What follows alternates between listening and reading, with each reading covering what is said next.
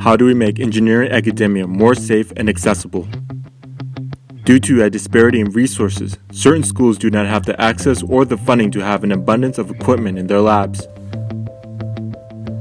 Manufacturing lab is a vital constituent of being an engineer, which helps engineering students convert their theoretical knowledge into practical capability.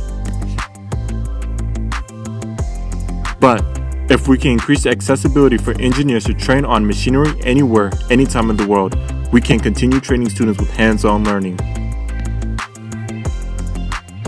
This will guarantee quality learning safely so that our students won't fall behind.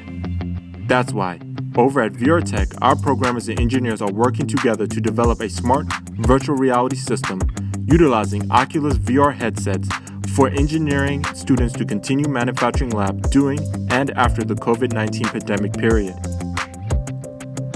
With our VR Tech program, we can reduce the risk of infection, prolong student manufacturing lab training time, accommodate students with physical difficulties while decreasing the cost for maintaining the course. During our alpha stage, students who have operated machinery at the comfort of their homes have reported learning how to safely operate basics of machinery in less than 1 hour.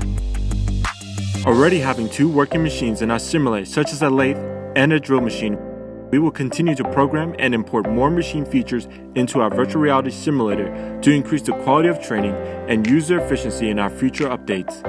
Because we must be there for our students no matter the difficulties and uncertainty that face us. Our students are what will make this world a better, safer place.